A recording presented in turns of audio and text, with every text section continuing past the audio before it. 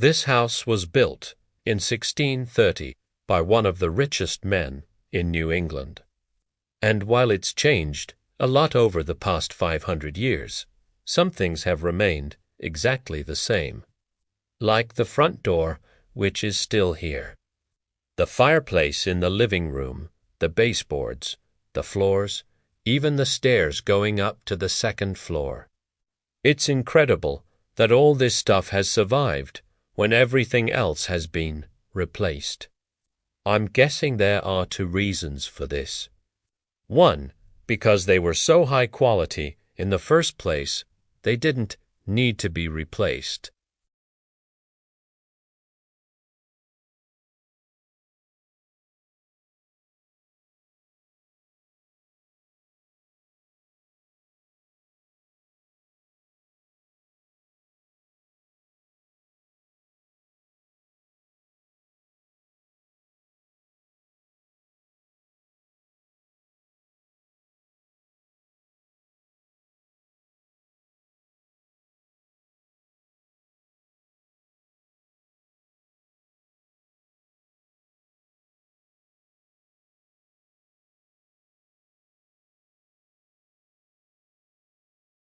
Now, before we talk about how to build a legacy, first we need to talk about what a legacy even is, because for most people, it's probably not what you think.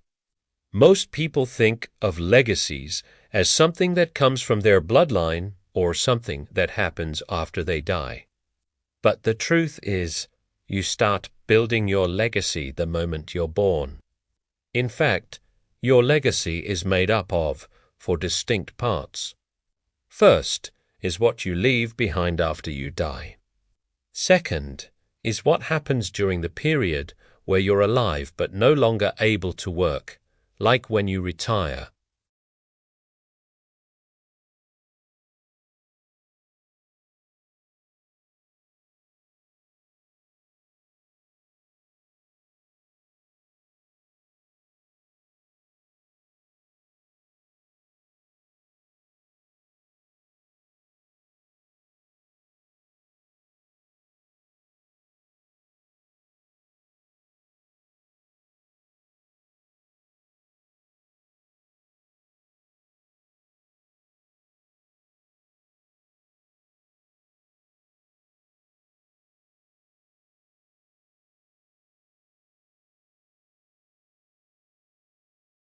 Like imagine if you didn't buy groceries today because you thought, oh, I've got plenty of food in my pantry already. By tomorrow, your pantry would be empty. In the same way, if you don't make an effort to build your legacy today, then eventually you'll run out of time and opportunity. And trust me, that's not a fun place to be in. So now let us look back at the house from the beginning of the video and see what we can learn about building a legacy. Now, back to the video. The first part of the house is the entryway, which is also known as the vestibule. Now, this wasn't always called the vestibule. Back in 1630, they probably just called it the entryway or the front hall. But these days, architects have given it a fancy name, so we can appreciate it more. See, this space is really important because it sets the tone for the rest of the house. When you walk in, you get a sneak peek into the dining room and the living room. And as you can see, it's quite dark, shadowy and mysterious. That's by design.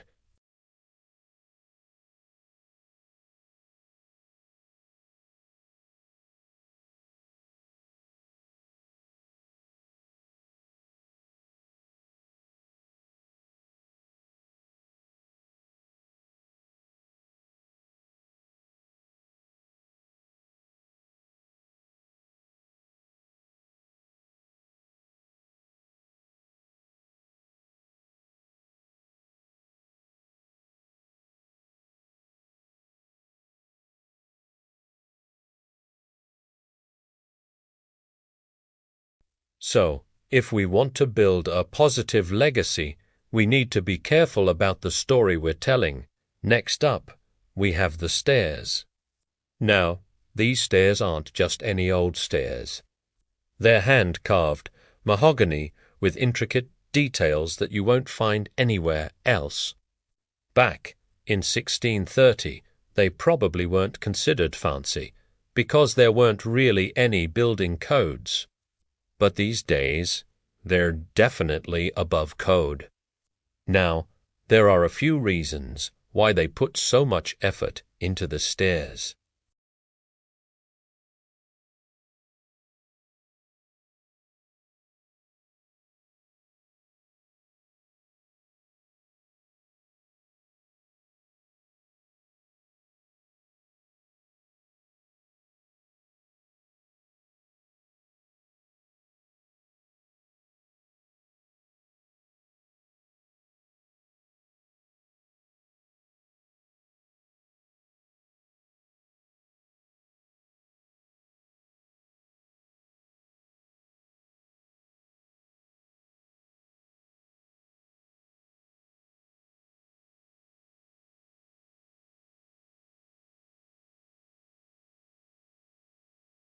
But when we add beauty to everything we do, it makes the world a better place, and it makes our legacy more vibrant.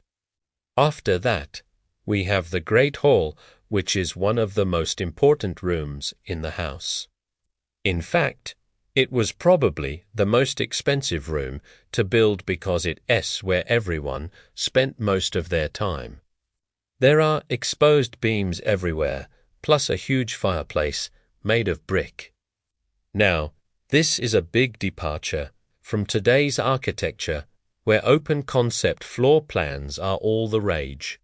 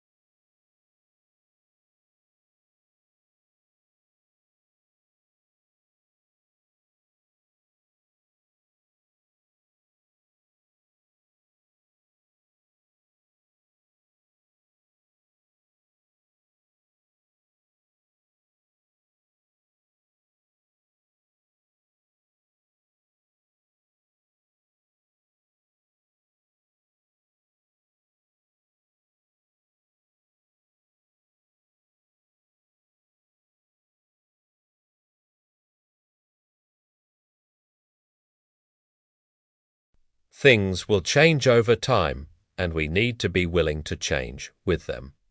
That doesn't mean we should abandon our roots, but it does mean we need to be willing to evolve.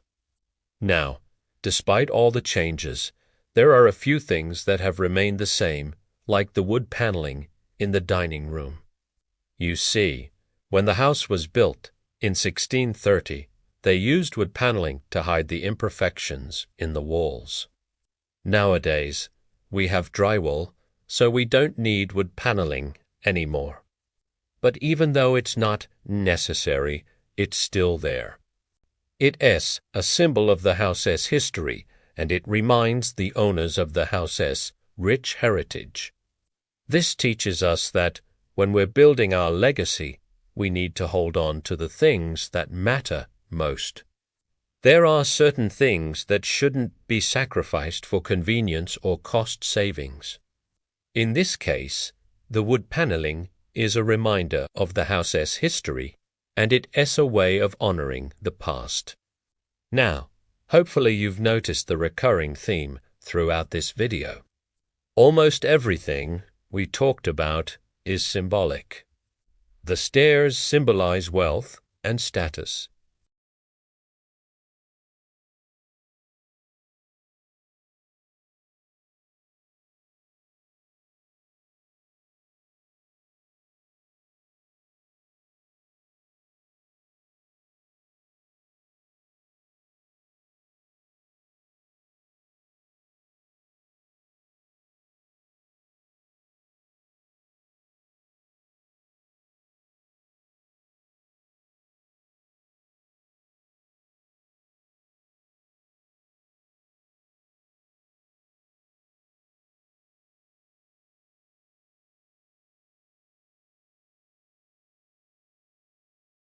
then our legacy becomes more than just stuff. It becomes a reflection of who we are and what we stand for. So, as you go through your life, ask yourself this question: why am I doing this? If you can answer that question with a clear and meaningful response, then you're on the right track. So those are some of the lessons from legacy architecture. When we're building our legacy, we need to be intentional about the first impressions we make on others.